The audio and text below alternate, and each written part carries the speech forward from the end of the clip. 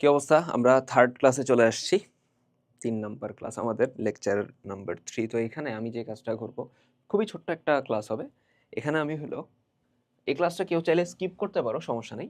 আমরা হলো আগের ক্লাসে বলছিলাম না যে cos theta plus i sin theta equals two e two the power i theta, বলছিলাম কিনা? আমরা এটার অ্যাকচুয়ালি প্রুফটা দেখব যে হাউ এটা মানে কোন বেসিসে আমি লিখতেছি, ঠিক আছে? তো এটা একাডেমিকের জন্য কি দরকার? না। এটা কি আমার অ্যাডমিশনের জন্য দরকার? তাও না। তাহলে কেন পড়তেছি একটু ম্যাথ পড়ি, সমস্যা কি? বাট এই অয়লার ফরম্যাটটা দরকার। ফরম্যাটটা হলো অ্যাডমিশনের জন্য বহুত দরকার। একাডেমিকেও কিছু ম্যাথ আমরা এটা দিয়ে করতে পারি, এমসিকিউ করব যেন ইজিলি হয়ে যায়। যাই হোক, তো আমরা যে কাজটা করতেছি, আমি তোমারে বলতেছি যে cos theta plus i sin theta সমান e two the power i theta. কিভাবে? তো আমি ফার্স্টে যে কাজটা করলাম, আমি ধরে নিলাম যে ধরি এই যে cos theta plus i sin theta, এটার আমি p ধরে নিতেছি। এটার আমি কত ধরতেছি? p ধরতেছি। ওকে, ধরলাম ভাই, সমস্যা নেই, কোনো প্যারা নেই। আমি ধরলাম এটা হলো এরকম। এখন আমরা এটার দুই সাইডে থিটার সাপেক্ষে ডিফারেন্সিয়েশন করব। কার সাপেক্ষে? থিটার সাপেক্ষে, ডিপি বাই ডি থিটা, অর্থাৎ D D theta of P, থিটার সাপেক্ষে ডিফারেন্সিয়েট করতেছি। ডান সাইডেও same, D D theta of cos theta plus I sine theta. তাহলে এখন আমরা এই অবস্থায় লিখতে পারি ডিপি বাই ডি থিটা সমান, আলাদা আলাদা ডিফারেন্সিয়েশন নিয়ে যাও, D D theta of cos theta plus D D theta of I sine theta. তো ডিপি বাই ডি থিটা থাকলো, দেখো cos থিটার ডিফারেন্সিয়েশন কি? মাইনাস সাইন থিটা, লেখা যায়। I sine theta, I constant, সামনে চলে আসলো, সাইন থিটার ডিফারেন্সিয়েশন cos থিটা। এখন এইদিকে একটু নোটিস করি, ডিপি বাই ডি থিটা সমান, এই যে সাইন থিটার সামনে মাইনাস আছে, ওটা তো বেসিক্যালি -1, তাই না? তো -1 রে আমরা বলতে পারি I square sine theta plus I cos theta, লেখা যায়। হ্যাঁ ভাই, অবভিয়াসলি লেখা যায়, যাবে না কেন? ওকে, এখন দেখো DP by D theta equals to, I common নেওয়া যায়? যায়। আই যদি কমন নেই আমি ডান সাইডে, তাহলে আই সাইন থিটা থাকবে প্লাস কস থিটা। একটু সাজায় লিখি, কস থিটা আগে লিখি প্লাস আই সাইন থিটা, থাকে এরকম। আচ্ছা, এখন একটু নোটিস করো তো, cos theta plus I sine theta, এটা কি আমার পি না? এটাই তো আমার পি। তাহলে মান বসে দাও, ডিপি বাই ডি থিটা সমান আই ইন্টু পি। এখন আমরা যে কাজটা করব, পি রে বামে নিয়ে আসবো, সে হয়ে যাবে 1/p, তার সাথে ডিপি, ডি থিটা ওই দিক নিয়ে যাব আই এর সাথে, আই ডি থিটা। মনে হতে পারে ভাই হলো ডি থিটা আর আর গুণ করে দিছে, অ্যাকচুয়ালি কাহিনী ওরকম না। এখানে ভিতরে 2 লাইন ক্যালকুলেশন আরো বেশি হয়, এরকম আর আর ডিফারেন্সিয়েশনে আসলে করা যায় না। ডিওয়াই বাই ডিএক্স সমান আমি তোমার লিখলাম এক্স, ধরে নাও এরকম আছে। তো আমি পরের লাইনে যখন লিখতেছি যে ডিওয়াই সমান এক্স ডিএক্স, অ্যাকচুয়ালি এখানে মাঝে লাইন আছে আরো, মাঝে আমরা যেই কাজটা করি, dy বাই dx এর আবার ইন্টিগ্রেশন করি x এর সাপেক্ষে, ঠিক আছে? ইন্টিগ্রেশন করি। তো এখানে ইন্টিগ্রেশন করলে বুঝছো, ইন্টিগ্রেশন আর ডিফারেন্সিয়েশন পার্টটা চলে যায়। কি বলতেছি? মানে চিন্তা করো যে dx এর সাপেক্ষে ইন্টিগ্রেশন আর dx এর সাপেক্ষে ডিফারেন্সিয়েশন, দুইটা পার্ট চলে যেতেছে। চলে যাওয়ার পর মানে এখানে dx আর dx চলে গেলে এরকম থাকে, ইন্টিগ্রেশন অফ dy সমান ইন্টিগ্রেশন অফ x dx। দুই সাইড থেকে ইন্টিগ্রেশন সাইন উঠে গেলে dy সমান x dx। অ্যাকচুয়ালি কাহিনী এইটা হয়। তো মাঝের 2 লাইন ক্যালকুলেশন আমরা কখনো দেখাই না।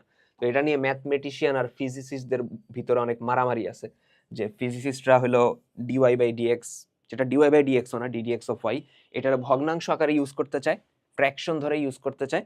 আর ম্যাথমেটিশিয়ানরা বলে যে না, এটা ফ্র্যাকশন না, ঠিক আছে? বাট ক্যালকুলেশন 2 লাইন পর ফ্র্যাকশনের মতোই লাগে, তো এই জন্য আর কি। তো যাই হোক, ওইসব ঝামেলায় আমরা না যাই। তো 1/p dp সমান i d থিটা। এখন আমরা যে কাজটা করব এই লাইনের পরে, 1/p dp সমান i d থিটা, দুই সাইডে আমরা ইন্টিগ্রেট করব। দুই সাইডে আমরা কি করতেছি? ইন্টিগ্রেশন করতেছি। ইন্টিগ্রেশন যদি করি, 1/p এর ইন্টিগ্রেশন কত? ln p। 1/x এর ইন্টিগ্রেশন কত? ln x। আর ওই সাইডে i d থিটা, i তো হলো constant, integration of d theta, integration of dx সমান কত, এক্স হয়, তাহলে ইন্টিগ্রেশন অফ ডি থিটা সমান কত হয়, থিটা হবে। ইন্টিগ্রেশন অফ ডিএক্স সমান কত হয়, এক্স, তাহলে ইন্টিগ্রেশন অফ ডি থিটা সমান কত, থিটা হবে। আর তার সাথে আমরা জানি একটা প্লাস সি। ইনডেফিনিট ইন্টিগ্রাল না, অনির্দিষ্ট জগৎ, তাই তো, লিমিট নাই, তার মানে কি আসবে, তোমরা কমপ্লেক্স নাম্বার পড়তেছো মানে ইন্টিগ্রেশন তো শেষ করে আসছো, তাই না, শফিক ভাই পড়াইছে প্রবাবলি। তো যাই হোক, যদি লিমিট না থাকে এরকম প্লাস সি আসে একটা, তো এই অবস্থায় আসলো। এখন আমি যে ঝামেলায় পড়ছি, ভাই আমি তো সি এর মান জানি না, বহুত বড় ঝামেলা। সি এর মান আমরা জানি না, বুঝলাম। সি এর মান কিভাবে বের করা যায়, দেখো, সি এর মান বের করার জন্য, বুঝো, সি এর মান বের করার জন্য আমাদের যে মেইন যে ফাংশনটা ছিল পি সমান cos theta plus I sine theta, তাই তো, আই সাইন থিটা এরকমই তো ছিল। এখন একটা কাজ করি, এখানে আমি থিটার যে কোনো একটা ভ্যালু বসাবো মন মতো, 0 ডিগ্রি, 30 ডিগ্রি, 45, 90, মন মতো বসায় দেখবো পি এর মান কত আসে। কি বলতেছি, থিটার যে কোনো একটা মান বসাবো, সুবিধা মতো একটা মানই বসাই যেটা নিয়ে কাজ করতে সুবিধা হবে। ধরো আমি থিটার মান যদি 0 বসাই, রেডিয়ান আর কি, 0 রেডিয়ান, থিটা সমান 0 হলে পি সমান কত আসবে, থিটার জায়গায় 0 বসাবো, তাহলে cos 0, cos 0 এর মান হয়ে যাবে 1 প্লাস আই ইন্টু সাইন 0 এর মান কত হয়ে যাবে, 0, সাইন 0 এর মান কত হয়ে যাবে, 0, ধরতে পারছি, সরি, সাইন 0 এর মান কত হয়ে যাবে, 0, তাহলে আই ইন্টু 0, ওটা 0 হইতেছে, পি সমান 1, তার মানে থিটার মান 0 নিলে পি এর মান কত আসবে, 1, 0,1, এটা একটা ভ্যালুর সেট চলে আসলো, এটা থিটা এবং পি এর একটা ভ্যালু সেট চলে আসলো। এই ভ্যালু সেটটা ধরে আমি এই ইকুয়েশনে বসাই দিব, এই ভ্যালু সেটটা ধরে আমি বসাবো কই, লন পি সমান আই থিটা প্লাস সি, এখানে বসাও, অর্থাৎ লন পি এর জায়গায় 1 বসাবা, আই থিটার জায়গায় 0 প্লাস সি, ক্লিয়ার, বসাবো এইভাবে, ওই ভ্যালু সেটটা বসাইলাম, বসানোর পর দেখলাম আই ইন্টু 0 তো 0 হয়ে যাবে, লন 1 কত আসে, 0, তাহলে এখান থেকে আমি পাইতেছি সি ইকুয়ালস টু কত আসতেছে, 0, সি ইকুয়ালস টু কত আসতেছে, 0, ধরতে পারছি। তো আমরা থিটার একটা ভ্যালু বসায় পি এর একটা ভ্যালু পাইলাম, ওই একটা ভ্যালু সেট বা ডেটা সেট পাইলাম, পাওয়ার পর ওইটা এই সম্পর্কে বসাইছি, সেটাই আমার সি এর মান দিয়ে দিছে, ঠিক আছে। আচ্ছা, এই টাইপের ক্যালকুলেশন না হায়ার লেভেলে, স্পেশালি ধরো আমি এই টাইপের ক্যালকুলেশন পরে করছিলাম, ডিফারেনশিয়াল ইকুয়েশনের একটা কোর্স ছিল, ওইটার মধ্যে এই টাইপের ক্যালকুলেশন করা লাগতো, ঠিক আছে, অনার্সে পাবা, সমস্যা নেই। তো লন পি সমান আই থিটা প্লাস সি, এখানে আমরা সি এর মানটা যদি বসায় দিই তাহলে আসবে, অতএব লন পি সমান কত, আই থিটা।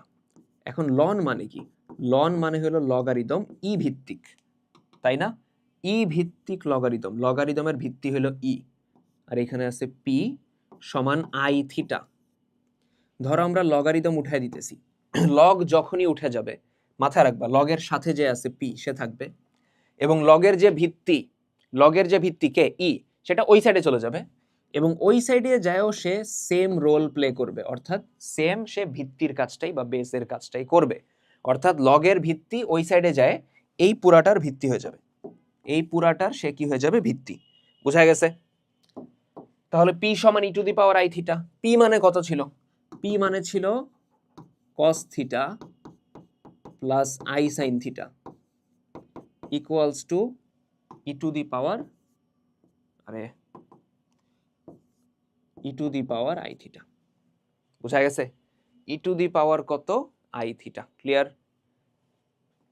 ইটা দেখতে সুবিধার মতো লাগতেছে না কেন, ওকে, এবার ঠিক আছে। তাহলে cos theta plus I sine theta সমান কত, E to the power I theta, ধরতে পারছি।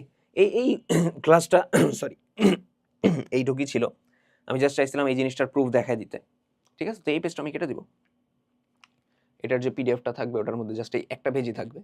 ক্লাস 3-তে আমরা জাস্ট এক পেজ পড়ছি এই প্রমাণটা, যেটা আমি আলাদা ক্লাস কেন রাখছি, কেউ যদি চায় যে ভাই আমি এটা পড়তে চাইতেছি না, হুদে এটা কোথাও আসবে না, পড়বো কেন আমি, প্যারা নেই, বাদ দিয়ে দাও, ঠিক আছে। যাদের একটু ইন্টারেস্ট আছে যে এটা কই থেকে আসলো, কারণ আই নো আমি এনকারেজ করি বারবার যে অ্যাকচুয়ালি জানার ট্রাই করো যে এই সূত্রটা আসছে কই থেকে আসছে, স্যারের জিজ্ঞেস করো যে ভাই এটা দেখাইলেন সূত্রটা কই থেকে, প্রমাণ কি, তো প্রমাণ নিয়ে একটু গুতাগুতি করো, যাই হোক। তো নেক্সট ক্লাসে দেখা হইতেছে, তার আগ পর্যন্ত পড়াশোনা করতে থাকি, আল্লাহ হাফেজ।